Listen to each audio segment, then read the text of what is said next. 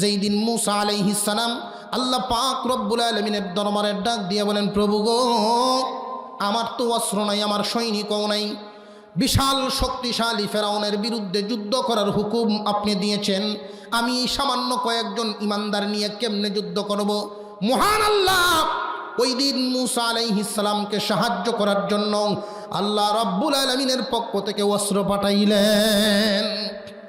আল্লাহ পাক রব্বুল আলামিন বলেন, فأرسلنا عليهم الطوفان والجراد والقمل والضفادع والدم آيات مفصلات فاستكبروا وكانوا قوما مجرمين। আল্লাহ পাক রব্বুল আলামিন বলেন, আমি মূসা আলাইহিস সালাম মূসা পয়গম্বরকে সাহায্য করার জন্য তুফান নামক অস্ত্র পাঠাইলাম। স্মরণ করো ওই দিনের কথা। সেই আল্লাহ এখনো আছেন না নাই? আরো জোরে কোন আছেন না নাই? আল্লাহ পাক কিন্তু মুমিনদেরকে সাহায্য করার জন্য সব সময় দরজা করে রাখছেন, কিন্তু সাহায্য দিতে চান, তোমার কাছে সাহায্য নেওয়ার বেগ নাই। আল্লাহ পাক রব্বুল আলামিন মুমিনদেরকে সাহায্য করার জন্য সব সময় নিয়ামত রেডি রাখছেন, তোমরা শুধু নিজেদেরকে তৈরি করলেই হয়। একজন মানুষ আজকে মুসলমানের অবস্থা হলো ব্যক্তিগতভাবে অশান্তি, পারিবারিকভাবে অশান্তি, সামাজিকভাবে অশান্তি, রাষ্ট্রীয়ভাবে অশান্তি। কারণটা কি জানেননি মুসলমান ভাইয়েরা আমার? এই কারণগুলো আমাদের মধ্যে, এই যে দোষগুলো আমাদের মধ্যে, তাকওয়ার অভাব, আল্লাহর ভয়ের অভাব। আল্লাহর ভয় অনেক সময় মানুষের সামনে করি, কিন্তু গোপনে গেলে আল্লাহর হুকুম পালন কম করি। সাবধান সাবধান, মানুষের সামনে যেমন করবেন, মানুষের আড়ালে গেলেও করবেন। যা করবেন সব সময় আল্লাহকে দেখায়া দেখায়া, প্রভু যেখানেই যাই তো তোমার নজরে আছি। এই চিন্তাটা যেই মানুষ করতে পারবে, সব সময় আমার আল্লাহ দেখতেছেন, এই চিন্তা যেই মানুষ করতে পারবে, সে কোনোদিন অন্যায় করতে পারে না। আল্লাহকে দেখায় দেখায় গুনাহ করবে কেমনে? অবশ্যই তার দিলের ভিতরে একটা ধাক্কা লাগবেই। আল্লাহ রব্বুল আলামিন বলেন, বান্দা আল্লাহকে ভয় করো। আল্লাহকে ভয় করলেন মূসা আলাইহিস সালামের সেই বাহিনী। মূসা আলাইহিস সালাম আল্লাহর কাছে সাহায্য চাইলেন, আল্লাহ পাক তুফান নামক অস্ত্রটা পাঠায় দিলেন। এই তুফান নামক অস্ত্র ফেরাউনের বাহিনীর বিরুদ্ধে লেগে গেল। আল্লাহ হুকুম দিয়ে দিলেন, তুফান 1 সপ্তাহ যুদ্ধ করবা, মূসা বাহিনীর কোনো ক্ষতি করবা না, ফেরাউন বাহিনীর ছাড়বা না। মুফাসসিরিনে কেরাম বলেন, ফলে অবস্থাটা কি হয়ে গেল? তৎকালীন সময়ে বিল্ডিংয়ের প্রচলন ছিল না, কাঠের তৈরি বাড়িঘরের প্রচলন। ফেরাউন বাহিনীর বাড়িঘর, মূসা বাহিনীর বাড়িঘর পাশাপাশি। মূসা বাহিনীর ক্ষতি হয় নাই, ফেরাউন বাহিনীর বাড়িঘরের অবস্থা নাই। পাশাপাশি জমিন, মূসা বাহিনীর জমির কোনো ক্ষতি হয় নাই, ফেরাউন বাহিনীর জমির অবস্থা নাই, বন্যায় তলায় গেল। 1 সপ্তাহ যুদ্ধ হওয়ার কারণে তাদের অবস্থাটা এমন হয়েছিল, তারা দলে দলে মূসা আলাইহিস সালামের সামনে গিয়ে বলে, ওগো আল্লাহর পয়গম্বর, আপনার আল্লাহকে বলুন আযাবটা থামায় দেওয়ার জন্য। কথা দিলাম, স্বাভাবিক হলে আমরা সব একসাথে ঈমান এনে মুসলমান হব। সিলিন্ডার হয়েছে না হয়েছে না? এই আযাবটা কে পাঠাইছেন? আল্লাহ তো এখনো আছেন, সেই তুফানও আছে না নাই? হুজুর আকরাম সাল্লাল্লাহু আলাইহি ওয়াসাল্লামকে আবু জেহেলে প্রশ্ন করেছিল, ও মুহাম্মদ বাতিজা আমার, তুমিও আল্লাহর দাওয়াত দাও, আমিও তো আল্লাহ মানি, তোমার আল্লাহ কেমন আর আমার আল্লাহ কেমন? যারা মূর্তি পূজা করে তারাও কিন্তু সৃষ্টিকর্তা মানে ঠিকই। জিজ্ঞাসা করে দেখবেন, একজন পরিচালক আছে, এই কথা তারাও স্বীকার করে। এরপরেও তারা ইমানদার কেন হতে পারে না? প্রশ্ন জাগেনি না জাগে না? আবু জাহেল প্রশ্ন করে, মুহাম্মদ তোমার আল্লাহ কেমন আর আমার আল্লাহ কেমন একটু বুঝায়া দাও। আল্লাহ পাক রব্বুল আলামিন মুসলমানদের আল্লাহ কেমন, সত্যিকারের ইমানদার যারা তাদের বিশ্বাসটা কেমন হবে, তাদের আল্লাহ কেমন, এটা বুঝাইবার জন্যই আল্লাহ পাক সূরা ইখলাস নাজিল করলেন। আল্লাহ পাক রব্বুল আলামিন বলেন, কুল হুয়াল্লাহু আহাদ। ও পয়গম্বর, আপনি জানায় দিন আল্লাহ একক। একক বলতে একক কি কারে কয়? এককের ব্যাখ্যাই আল্লাহ পাক নিজেই দেন, আল্লাহুস সামাদ। অমুখাপেক্ষী আল্লাহ তো এমন একক, এই পৃথিবীর জমিনে যেমন একক নাই। কোনো একটা বস্তু যদি প্রকাশ পেতে হয়, কোনো একটা বস্তু যদি কমপ্লিট হতে হয়, এককভাবে হয় না।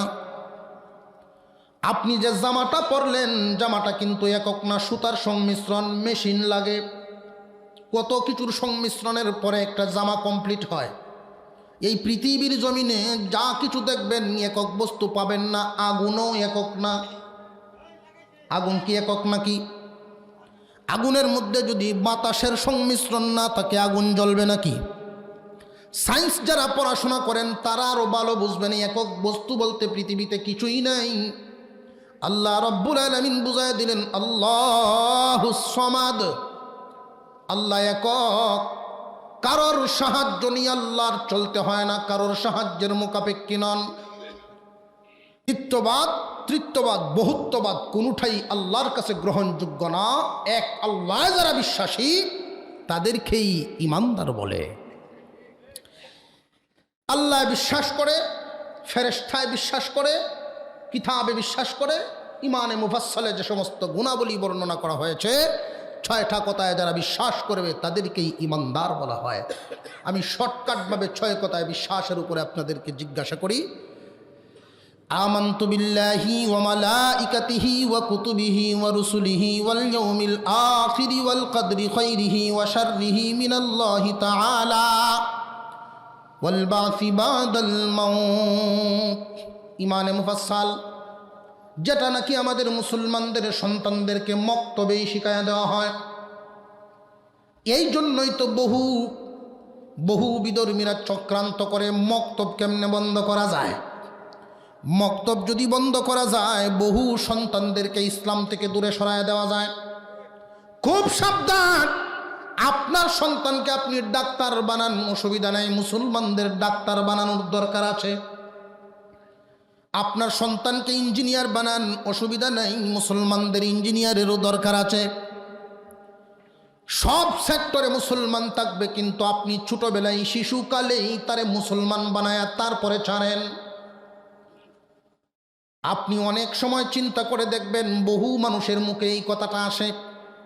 আলেম উলামারা যখন পরামর্শ দেয়, হুজুর কিংবা ও চাচা, ও ভাই, তোমার ছেলেটাকে আগে মক্তবে 3 বছর পড়ায়া এরপরে স্কুলে নাও।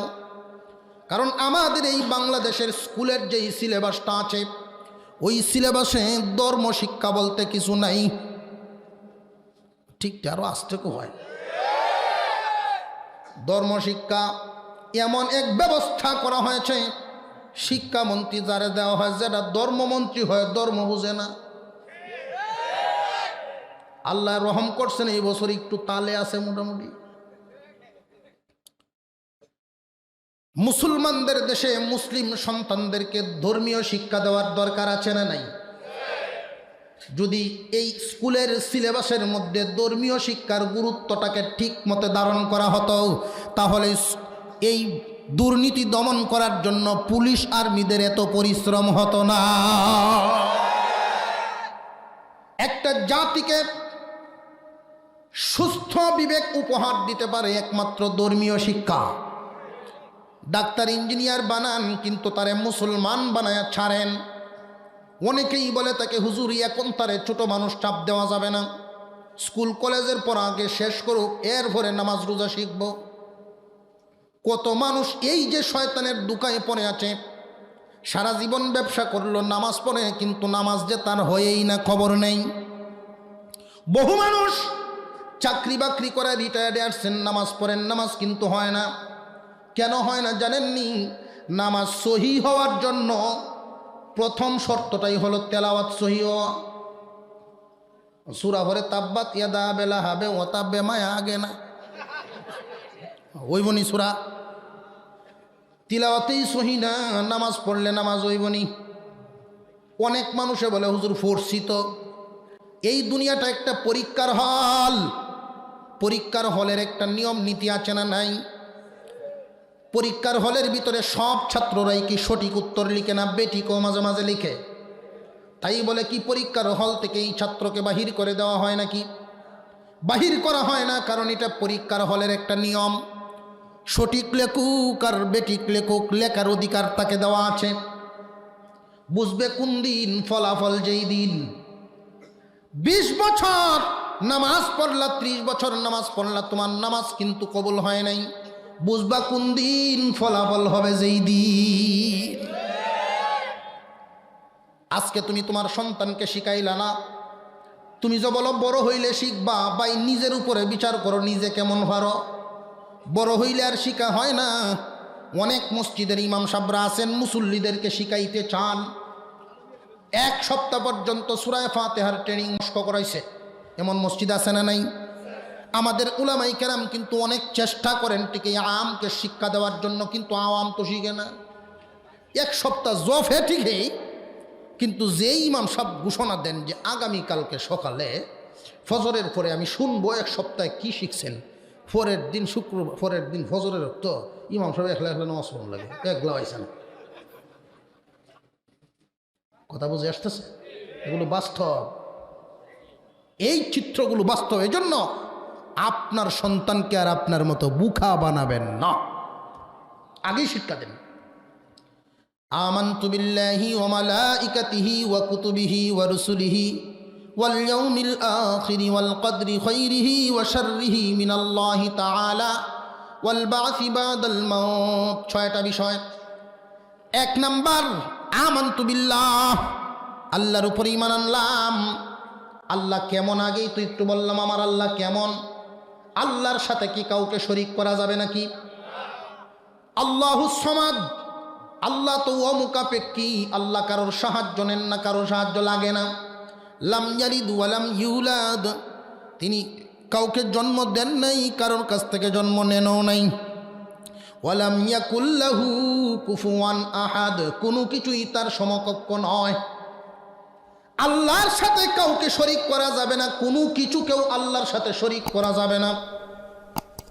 কেউ আল্লাহর সমান নন, আর আল্লাহও কারোর সাথে কোনো তুলনা রাখেন না। আল্লাহ কেউ সমান নয়, কেউ আল্লাহর সমান নয়, আল্লাহই আল্লাহ। আমানতু বিল্লাহ, আমি আল্লাহর উপর ঈমান আনলাম। ক্ষমতাশীল সকল ক্ষমতার মালিককে, জবান খুলে আওয়াজ দিয়ে পড়েন, সকল ক্ষমতার মালিককে। ওয়া মালাইকাতিহি, আল্লাহর ফেরেশতাদের উপর ঈমান আনলাম। ফেরেশতা আছে না নাই? ওয়া কুতুবিহি, আল্লাহর সমস্ত কিতাব সমূহের উপর ঈমান আনলাম। আল্লাহর কিতাব সমূহের মধ্যে সামান্য ভুল আছে নাকি? কোনো মানুষ যদি ভুল খুঁজতে যায় তার ঈমান থাকেনি। কেউ যদি সন্দেহ করে ঈমান থাকে না, কারণ আল্লাহ নিজে বলেছেন লা রাইবা ফীহ। চ্যালেঞ্জ করা হয়েছে কোরআনে, কোনো ভুল কেউ ধরতে পারে নাই। আল্লাহ নিজেই চ্যালেঞ্জ করেছেন, সাবধান। আল্লাহর কিতাবের উপর ঈমান আনা 3টা গেল। ওয়া রুসুলিহি, রসুলগণের উপর ঈমান আনা। ওয়াল ইয়াউমিল আখিরি, পরকালের উপর ঈমান আনা।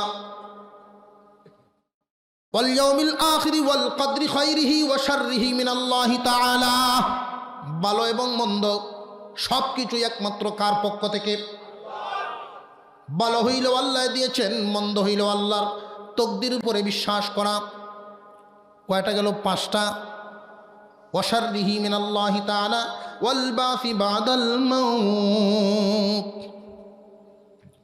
পরকালে আল্লাহর সামনে দাঁড়াতে হবে। আখিরাত মানেই পরকালে পুনরুজ্জীবন। এই 6টা কথার উপরে যারা বিশ্বাস করে তাদেরকেই বলা হয় ঈমানদার। আল্লাহ পাক রব্বুল আলামিন তিলাওয়াতকৃত আয়াতের মধ্যে ওই ঈমানদারদেরকে ডাক দিয়ে বলেন, এই 6 কথায় আমাদের বিশ্বাস আছে না নাই? কোনো সন্দেহ আছে নাকি? যদি সন্দেহ কারোর না থাকে তাহলে বুঝবেন আল্লাহ আমাদেরকেই বলতেছেন। আল্লাহ বলেন, ইয়া আইয়ুহাল্লাযীনা আমানুত্তাকুল্লাহা ওয়াবতাগু ইলাইহিল ওয়াসিলা ওয়াজাহিদু ফি সাবিলিহি লাআল্লাকুম তুফলিহুন। হে ঈমানদার, তোমরাই সফল কাম, তোমরাই বিজয়ী। চিন্তার কোনো কারণ নাই, ভাবনার কোনো কারণ নাই। এই দুনিয়ার রাজত্ব আমি তোমাদেরকে দিলাম, এই দুনিয়ার রাজত্ব তোমরাই পাইবা, তোমাদের হাত থেকে কেউ ছিনায় নিতে পারবে না। কিন্তু বাস্তবে দেখা যায় তো উল্টা। আল্লাহ পাক রব্বুল আলামিন শুধু ঘোষণা দিয়েই শেষ করেন নাই, বাস্তবেও কিন্তু আছে। এই দুনিয়ার রাজত্ব যেমনে দিলেন, খুব ভালো করে দেখেন, পৃথিবী চালাইতে যত খনিজ সম্পদ, যত দামি দামি মূল্যবান সম্পদ সব আল্লাহ মুসলমানদেরকে দিছেন। তেলের খনি, গ্যাসের খনি, স্বর্ণের খনি সব বেশিরভাগ মুসলমানদের হাতেই। আজকে সারা বিশ্বের দিকে তাকাইলে বাস্তবতার সাথে এই আয়াতের কোনো মিল পাওয়া যায় না, বিপরীত হয়ে গেছে। তার কারণটা কি? আল্লাহর কথায় তো চুল পরিমাণ কোনো অবিশ্বাসের কোনো সুযোগ নাই। মাওলায়ে কারীমের ঘোষণা অক্ষরে অক্ষরে সত্য। আল্লাহ যা বলেছেন তাতে কোনো সন্দেহর কারণ নেই। কারণ এমন একটা সময় ছিল, বেশি মুসলমান দুনিয়াতে ছিল না, এখন তো 250 কোটি। এত বেশি মুসলমান ছিল না, কম সংখ্যক মুসলমান। এরপরেও তামাম দুনিয়ায় তারা ছিল আতঙ্ক। তামাম দুনিয়ার সকল বেদিন বেঈমানেরা মুসলমানের নাম শুনলে তরতর করে কাঁপত। এমন সময় ছিল না? ছিল না? আজকে সারা দুনিয়ায় মুসলমানদের অবস্থা, যদি হাফ প্যান্ট পরে একজন মানুষ এয়ারপোর্টে যায়, তারে যদি চেক করে একবার আর আমরা করে 8 বার। তার কারণটা কোন জায়গায়? মুসলমানদের এই অবস্থা কোন কারণে হলো? আল্লাহ রাব্বুল আলামিন আয়াতের মধ্যে ঘোষণা দিলেন, বান্দা ইমানদার তোমাদেরই সফলতা। কিন্তু মাঝখানে তিনি 3টা শর্ত দিয়েছেন। যেই যুগের মানুষ এই 3টা শর্ত মানতে পারবে, 3টা গুণ অর্জন করতে পারবে, সেই যুগের মানুষেরাই দুনিয়াও শাসন করবে, আখিরাতে জান্নাত পাবে। কিন্তু যেই যুগের মানুষের কাছে 3টা গুণ থাকবে না, তাদেরকে যত জমিদারি দিলাম, যত খনিজ সম্পদ দিলাম, সব কিছু অন্যরা নিয়ে তাদেরকে গোলাম বানাইব। অনেক সময় আমরা সমাজে একটা রেওয়াজ, ছেলে যদি কথা না শুনে তখন বাপ মায় করে কি, কন্ট্রোল যখন হয় না তখন মামুরে আনে, বড় ভাই সাবরে আনে, শাসারে আনে, একটু শাসন করো। তখন শাসায় মামু আয়া থাকরা, হে বাপের কথা শুনোস না, মার কথা শুনোস না, ভালো হয়ে চল, কয় না কয়। মুমিন বান্দা যখন আদর্শ থেকে সরে যায়, নীতির থেকে সরে যায়, তখন আল্লাহ এই ইহুদি আর খ্রিস্টানাইয়া থাফরায় সোজা করেন। কথা বুঝে আসতেছে? মুমিন বান্দা তাদের আদর্শ থেকে সরে গেছে। 1 নাম্বার আল্লাহ বলেন ইত্তাকুল্লাহ। 1 নাম্বার গুণটা তোমাদের মধ্যে আনো, আল্লাহকে ভয় করো। এখানে আমাদের একটা প্রশ্ন হলো, আপনাদের অসুবিধা নাই তো একটু ধীরস্থিরে আলোচনা করলে? যারা দাঁড়ায় রয়েছেন, যদি একটু দয়া করে বইটাইন খুশি হইলাম। যদি বনের জায়গা না থাকতো মরারে বুঝাইলাম, নাই জায়গা কি করা। এখন আছে যেহেতু জায়গা, আমরা মাঠটাকে সুন্দর করে বসি। এই মজলিসকে যারা নিজ ইচ্ছায় সুন্দর করবেন, আল্লাহ তাদের মন সুন্দর করে দিবেন। আল্লাহ পাক রব্বুল আলামিন 3টা শর্ত দিলেন। 1 নম্বরে ইত্তাকুল্লাহ, আল্লাহকে ভয় করো। এখন আমরা তো আল্লাহকে ভয় করি না।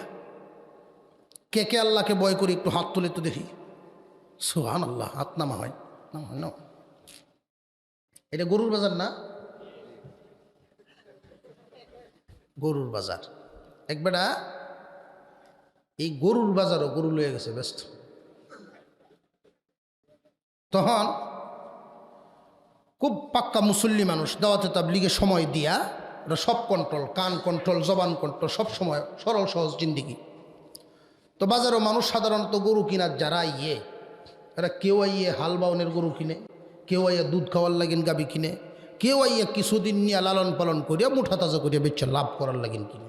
এর বাইরে তো নাই। 3 দল মানুষ আইয়ে। তো একবার আয় জিগাইল, আপনার এই গরু হালও কেমন হাঁটে? শুইলে তুলন বড় কঠিন, বিদায়। আরেকজন আয় জিগাইল, আপনার এই গরু দুধ কতখানি দেয়? জানি না। কেন?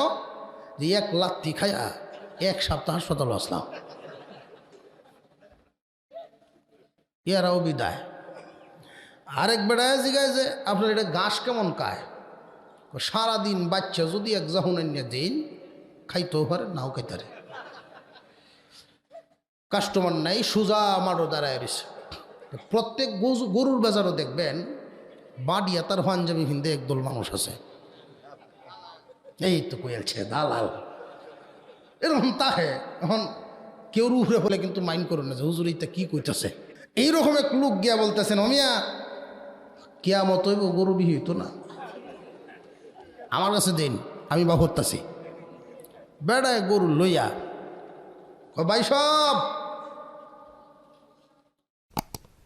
ডাইনে দে জুরবাইন, আলো আটবো কি নাই তা কয় না, ডাইনে দে জুরবাইন, দুধ ইচ্ছা মতো টাইনে লইবেন, এর হরে সারা বছর বন খাইব। এখন তো কাস্টমারের অভাব নেই, ভিড় লইছে মানুষে। যেই গরুর মালিক উনি কাছে গিয়ে কয়, বাবা আমি গরুটা বেচতাম না। কেন গো বেচতা না? মিয়া একটা পরিবেশ তৈরি করছি, এখন বেচতা না? বাবা আমার গরুর যে এত গুণ এটা তো আমি জানি না।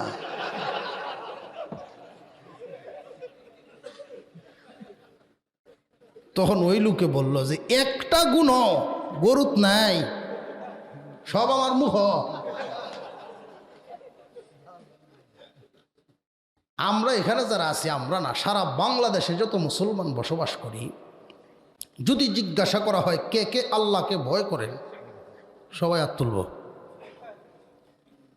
কিন্তু এই হাত তোলার অর্থ কিন্তু আসল আল্লাহর ভয় না।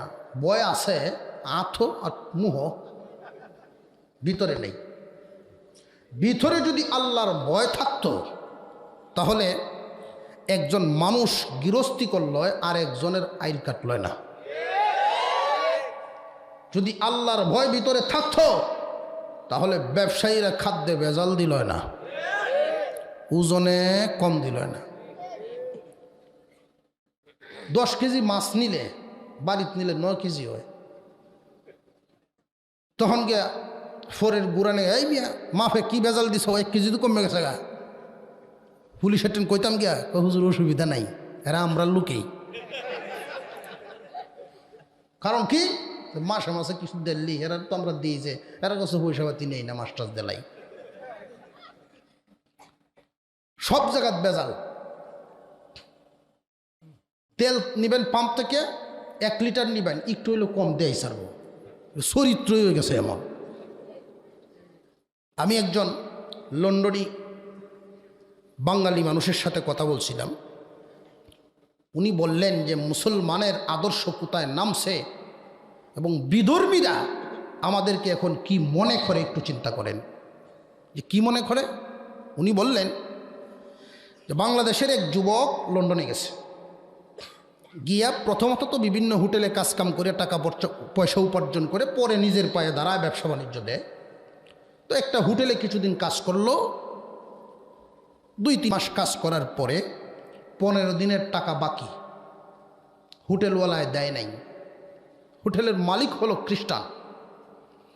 তো কয়েকদিন টাকাটা চাওয়ার পরেও যেহেতু দেয় নাই, মুসলমান ছেলে করছে কি, এই খ্রিস্টানরা তাদের পাদ্রী, তাদের যে আলেমুলামা, পাদ্রী বলতে তাদের যে ধর্মীয় গুরু যারা,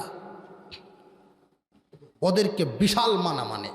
এত মানা মানে, ওদের ধর্মের নিয়ম হইল, ওদের একটা আকিদা বিশ্বাস হইল এই, আমি 1 সপ্তাহ পর্যন্ত যত পাপই করি, সোমবার থেকে নিয়ে আরেক শনিবার পর্যন্ত যত পাপ কর্তারি করিয়া আয়া, পরে যদি রোববার দিন গিয়ে যদি খালি দেখা করিয়া লাই কিছু হাদিয়া দিয়ে ওনারে খুশি করে আলতাম পারি, উনি যদি কয় যা মাফ, তে গুনা মাফ।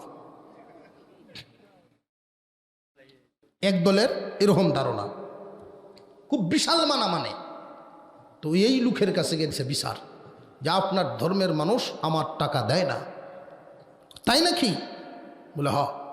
উনি একটা কাগজে কি জানি লেখছে, লিখে বললে তাবিজ বানায় দিছে, নেও এইটা নিয়ে ওর হাতে দিবা। উনি এই জিনিস লয়ে গেল, নিয়ে যখন দিছে ক্যাশের সামনে, কাগজ দেখছে, দেখে এটা আবার থুয়ে দিছে, তুই এমনি ক্যাশটাকে টেকা টান দিয়ে বাইর করে দিয়ে দিছে, লয়ে যাও। এখন মুসলমান ছেলে চিন্তা করলো কি এমন তাবিজ দিল, সাথে সাথে অ্যাকশান,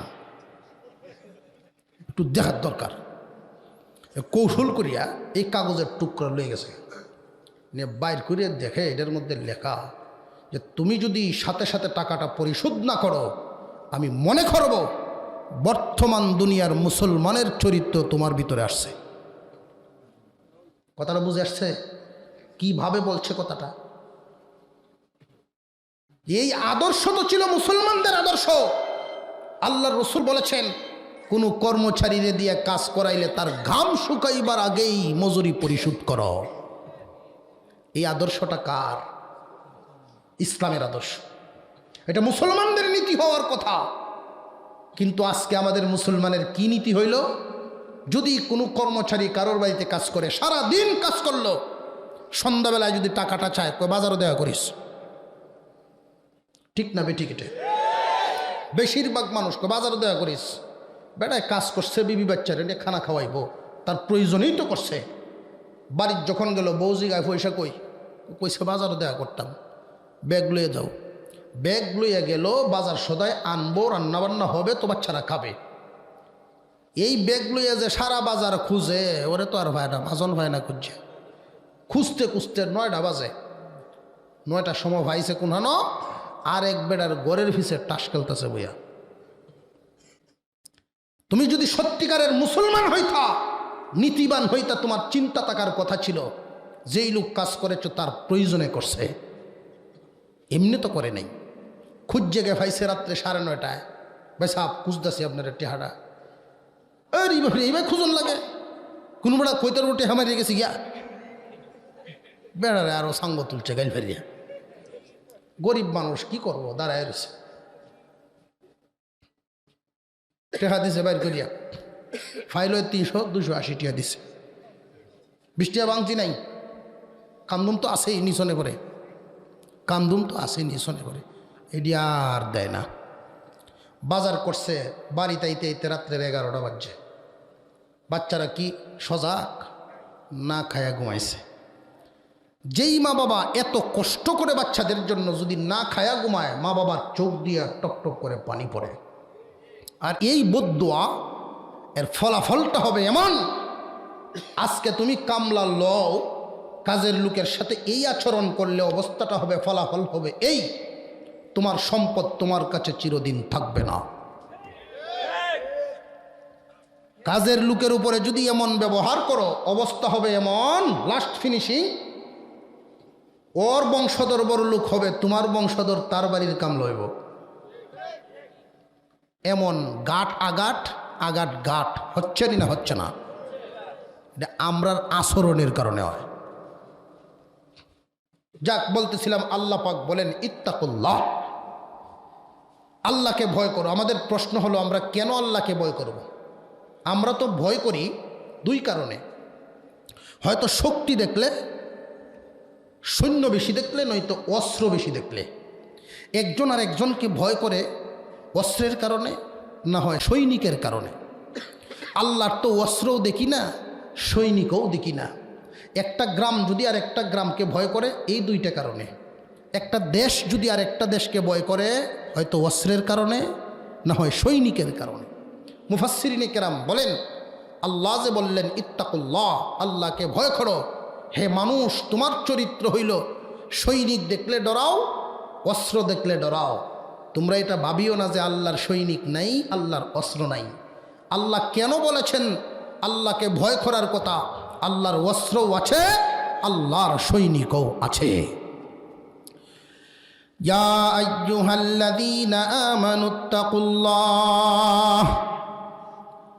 আল্লাহ পাক রব্বুল আলামিন বলেন, ঈমানদার, আল্লাহকে তোমরা ভয় করো। আল্লাহকে কেন ভয় করো, এই কথাটা তিনি কেন বললেন ভয় করার কথা? ভয় তো তাকেই করা হয় যার অস্ত্র আছে বা যার সৈনিক আছে। আল্লাহ কেন বললেন? হে দুনিয়াবাসী, আল্লাহ পাক রব্বুল আলামিনেরও অস্ত্র আছে, আল্লাহর সৈনিকও আছে। এমনকি দুনিয়ার অস্ত্র আর আল্লাহর অস্ত্র, দুনিয়ার সৈনিক আর আল্লাহর সৈনিকের মধ্যে অনেক বেশ কম। দুনিয়ার সৈনিক যদি যুদ্ধ করে, অস্ত্র ছাড়া পারে না। দুনিয়ার অস্ত্র যদি যুদ্ধে কাজে লাগাইতে হয়, সৈনিক ছাড়া চলে না। আর আল্লাহর অস্ত্র, আল্লাহর সৈনিক, একটার একটার সাহায্য লাগে না। আল্লাহর অস্ত্রগুলো সৈনিক ছাড়া চলে, আল্লাহর সৈনিকেরাও অস্ত্র ছাড়া চলে। দুই একটা উদাহরণ কুরআনুল কারীমের ভিতরে আল্লাহ পাক রব্বুল আলামিন ইতিহাসের কিছু কথা রেখে দিয়েছেন, কিয়ামত পর্যন্ত মানুষ যেন সেখান থেকে শিক্ষা গ্রহণ করতে পারে। আল্লাহ পাক রব্বুল আলামিন এইভাবে একটা ধাক্কা দিয়ে এদেরকে একটু ইশারা দিলেন। দেখবেন, লক্ষ্য করবেন, যারা গৃহস্থ মানুষ তারা বেশি বুঝবেন। যেই জমিনে বন্যা হয় পরবর্তীতে ওই জমির ফসল আরও ভালো হয়। কিছুদিন যাইতেই দেখা যায় ফেরাউন বাহিনীর জমির ফসল অনেক ভালো। এখন ফেরাউনে ডাক দিয়ে কয়, বুকার দল মুসার দলও যাইস না, কারণ এই বন্যা মুসার আল্লাহ দিছে না, এটা আমি দিছিলাম। কেতনা বড় বাটপার, হ্যাঁ বলে দিছে। মুসা আলাইহিস সালাম বলেন, পয়গম্বর চিন্তার কারণ নাই, আমি আল্লাহর ওয়াসরের শেষ নাই। আল্লাহ পাক রব্বুল আলামিন আরেকটা অস্ত্র পাঠায় দিলেন। সেই অস্ত্রের কথা আল্লাহ বলেন, ফাআরসালনা আলাইহিমুত তুফানা ওয়াল জারাদ। জারদ নামক একটা প্রাণী পাঠালেন, যেই প্রাণীটার নাম মুফাসসিরিনে কেরাম বলেছেন গুণ পোকা। ওই পোকাটায় যেইভাবে কাট কাটে ওইভাবে ফসলও কাটে। এক সপ্তাহ কাটাকাটির কারণে এদের খাটের তৈরি বাড়িঘরের অবস্থা হলো, দরজা বন্ধ করতে যায় গুনে খায়া এমন করছে, খুললে হাতে আয়া পড়ে। খাটের উপর ঘুমাইতে যায়, খাট ভাঙ্গে জমিনে পড়ে। ফেরাউনের কাছে গেল, ও খুদা, এটা কি করলেন? ফসল আপনি ভালো করছেন, ভালো কথা, এখন ফুকা ফাটাইছেন কেন? জমিন তো সব নষ্ট। ফেরাউনে কয়, এটি গেছে আমার টেন কইয়া গেছে না। একদল দাঁড়ায় কয়, আপনি কেমন খুদা বুঝ জ্বালাইছে? আপনি খুদা না, আপনি হুদা। কেমন খুদা আপনি? আপনার কইয়া গেল না। মুসা আলাইহিস সালামের হাত ধরে একদল মানুষ মুসলমান হয়ে গেছে। মিটিং করব, তারা দিন ধার্য করছে, মুসার বিরুদ্ধে যুদ্ধ করতে হবে, মিটিং করব। দিন ধার্য করছে, অমুক দিন মিটিং। আল্লাহ বলেন, চিন্তার কারণ নাই। আল্লাহ পাক আরেকটা অস্ত্র পাঠাইছেন, সেই অস্ত্রের নাম হলো উম্মাল। উম্মাল শব্দের অর্থ হইল উকুন। উকুন চিনেন না? হইতা হ্যাঁ, এই তো বুঝছেন, মাতাত। মহিলা মা বোনরা বেশি চিনে। উকুন আবার তিন জাতের, একটার নাম হলো লিক, আছে না? আরেকটার নাম হলো হুজ্জাইল, আরেকটার নাম হলো ডিগরা, কেউ কয় বিরা, কেউ কয় ডেলা। বড়টা আর কি, এই বড়টারে আল্লাহ পাঠাইছেন। এক রাত্রেই খায়া কামরায় মাথার চুল টুল যা আছে ব্রোসহ বালায় দিছে। পরের দিন মিটিং করবো কি তা, একটারে আর একটা সিনেই না, উল্টা ভাই দৌড়ে। এই গজব কার? আল্লাহ পাক আরেকটা অস্ত্র দিছেন, ব্যাং। অস্ত্রটি কি বড় বড়? ছোট ছোট। এই ব্যাঙ্গে মিটিং করা শুরু করছে যে আমরা কেমনে যুদ্ধ করতাম। আমরা তো খামুর দেওয়ারও ক্ষমতা নাই, শৈল্য শক্তি নাই। তখন তারা একটা বুদ্ধি বের করছে। ব্যাঙ্গের একজন সভাপতি হয়েছে। সভাপতি তাদেরকে বুঝাই দিছে যে দেখো, মানুষ সৈনিকদের দুইটা শক্তি লাগে, একটা হইল শারীরিক শক্তি আর একটা হইল মেধা শক্তি। শারীরিক শক্তি ঠিক থাকে খানার মাধ্যমে, আর মেধা শক্তি ঠিক থাকে ঘুমের মাধ্যমে। আমরা এদেরকে খাইতেও দিব না, ঘুমাইতেও দিব না, তাহলেই দেখবা যুদ্ধ করা তো হলাইব। যেই ওরা খাইতে গেছে, তফসিরের কথা, যেই ওরা খাইতে গেছে, ডাকনা সরায় দেখে পাতিল ভর্তি ব্যাঙ্গে। খাওন ব্যাঙ্গের দহল, সুবহানাল্লাহ কইতেন না? যা খাইতাম তো ভালো লাগে না, ঘুমাই গিয়া মাথাটা ঠিক থাকবো না। এক সপ্তাহ যদি একজন মানুষ না ঘুমায়, ওর ব্রেন ঠিক থাকবো? বাপের বাই ডাকতো না, হুশ থাকতো না তো সময়। ঘুমাইতে গেছে। তফসিরে মারিফুল কোরআনের মধ্যে লিখছেন, 1 ফুট উঁচা হয়েছে ব্যাঙ্গের টাল বিছনাথ। আর ব্যাঙ্গের কিন্তু আঙ্গুল থাকে এরকম, দেখছেন? একটা আর একটা রিভাবে ধরে রাখছে। যদি ফালতে চায় পুরা খাট লইয়া জুট করছে না। কয় না, বাড়ি ঘরার থাকার কোনো বাউ নাই, ব্যাঙ্গের যন্ত্রণায় আত্মীয় বাড়ির যাইব। যেই জামা লইছে টান দিয়ে ভিনতো, দেখে জামা ভর্তি হেড টু হেড ব্যাঙ্গে ভরা। জোরে কর না সুবহানাল্লাহ। আল্লাহর অস্ত্র কি পরিমাণ! আসমানের নিচে জমির উপরে আল্লাহর এই সমস্ত প্রাণী, এক একটা প্রাণী আল্লাহ পাকের এক একটা অস্ত্র। মহান মাওলায়ে কারীম শুধু যদি পিঁপড়াকে মানুষের বিরুদ্ধে লেলায় দেন, পিঁপড়ার যন্ত্রণাই মানুষ বাস্তবিক করতে পারবে না। তাহলে আল্লাহর অস্ত্র আছে না নাই? মাওলায়ে কারীমের অস্ত্র কি পরিমাণ! এক একটা প্রাণী আল্লাহর এক একটা অস্ত্র। আসমানের নিচে প্রাণী যেই পরিমাণ, আল্লাহর সৈনিকগুলো কারা? এক একজন ফেরেশতা আল্লাহ পাকের এক একজন সৈনিক। কোন সুবহানাল্লাহ। সমস্ত সৈনিকের কমান্ডার জিবরাইল আলাইহিস সালাম। শুধু কমান্ডারের কথাটা একটু শোনেন। এই কমান্ডারকে আল্লাহ পাক রব্বুল আলামিন কিভাবে বানাইলেন? সিত্তুমিআতি জানাহিন, 600 নূরের পাকা দিয়ে আল্লাহ পাক রব্বুল আলামিন জিবরাইলকে বানাইছেন। 2টা পাকা ছড়ায়া এক টান দিলে আসমান থেকে জমিনে এসে পড়েন। এইভাবে যদি 2টা পাকা ছড়ায়া দেন, তামাম দুনিয়া ভরপুর হয়ে যাবে সূর্যের আলো। 1 ফুটা সূর্যের আলো জমিনে পড়ার জায়গা থাকবে না। এই জাতের পাকা দিয়া যদি বাউ দেয়, কোনো ইহুদি খ্রিস্টানের বিল্ডিং থাকবো? আল্লাহ রব্বুল আলামিনের সৈনিকও আছে, আল্লাহর অস্ত্র আছে।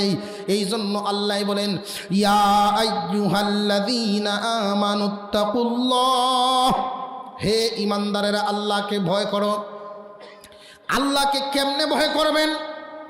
সব সময় মনে করবেন আমার আল্লাহ আমাকে দেখতেছেন। আল্লাহকে দেখায় দেখায় আমি কেমনে গুনাহটা করি। ওমর রাদিয়াল্লাহু তাআলা আনহু, ওমর ফারুক রাদিয়াল্লাহু তাআলা আনহু রাত্রিবেলায় মাঝে মাঝে ঘুরতেন। একবার তিনি ঘুরতে ঘুরতে মদিনার বাহিরে একটা গ্রাম অঞ্চলে চলে গেলেন।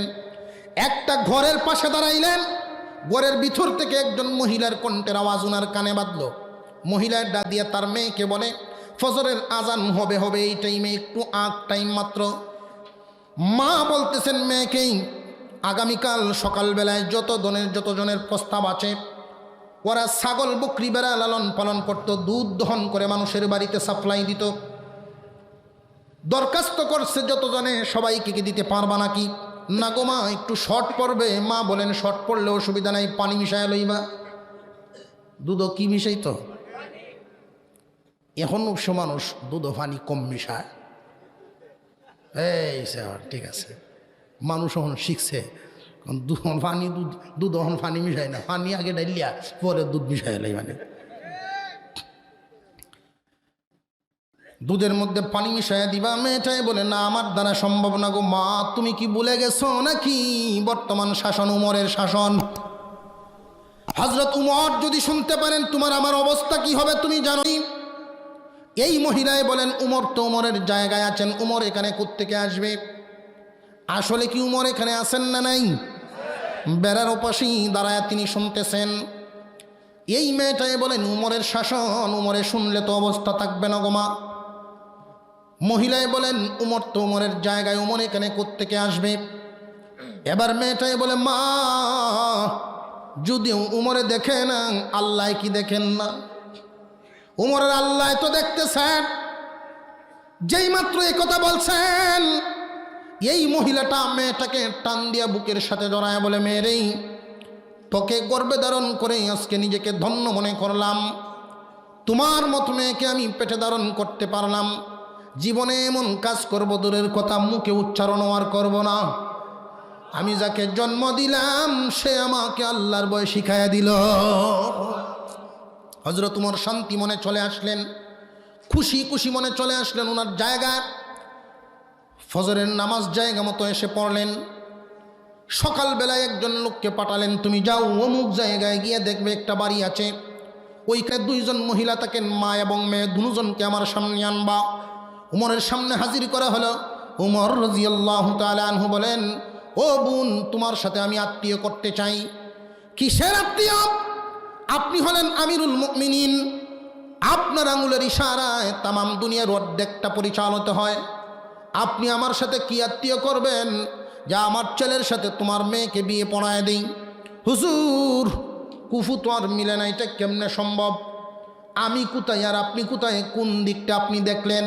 ওমর রাদিয়াল্লাহু আনহু বলেন, পয়গম্বর শিখাইছেন কোন দিক দেখিয়া বিয়ে শাদী করাইতে হয়, দিতে হয়।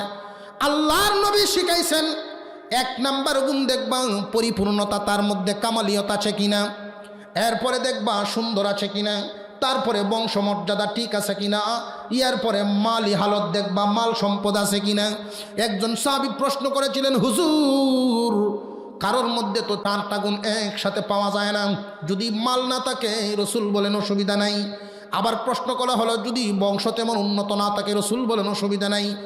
এখন নবীজি সুন্দরও যদি তেমন না থাকে, শুধু একটা গুণ আল্লাহওয়ালা, রসুল বলেন অসুবিধা নাই। যার ভিতরে আল্লাহর ভয় আছে তার ভিতরে সব কিছুর ভয় আছে। যার ভিতরে আল্লাহর ভয় আছে তার ভিতরে স্বামীর হকের ভয় আছে।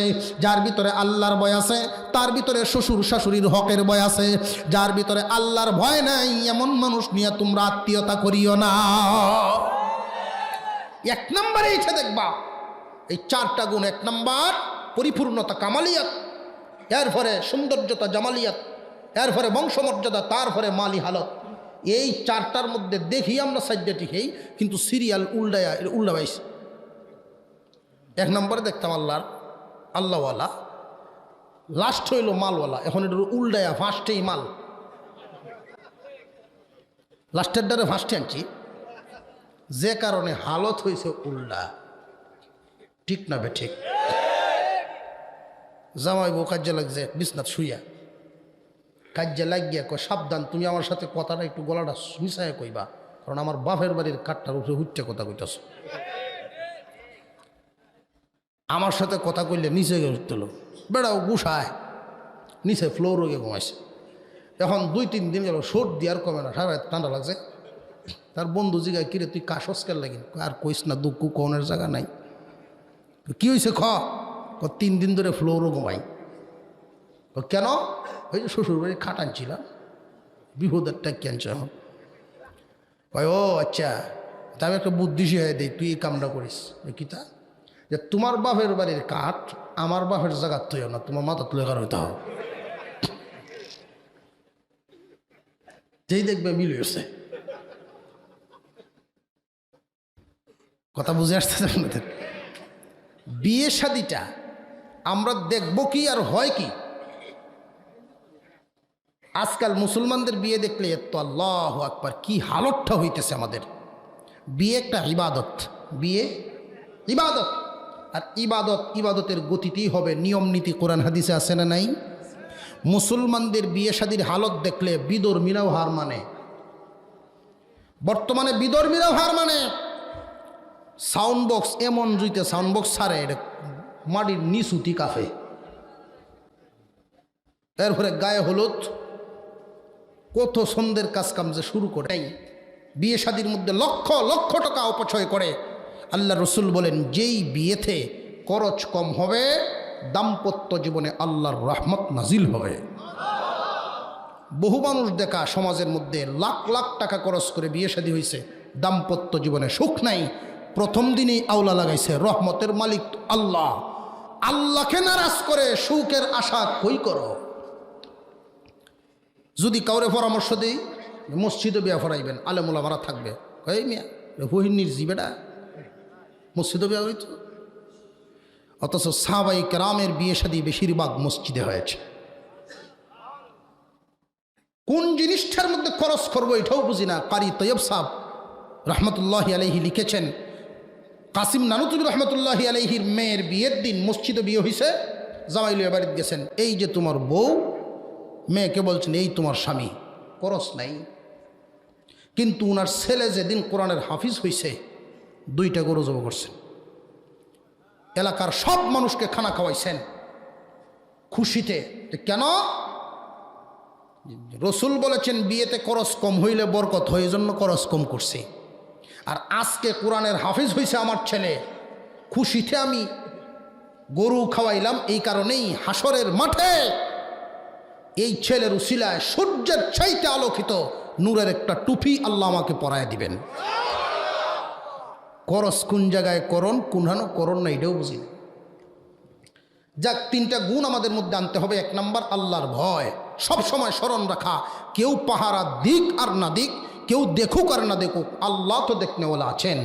এই চিন্তা যদি আমাদের মধ্যে থাকে, গুনাহ থেকে বাঁচাটা সহজ হয়ে যাবে।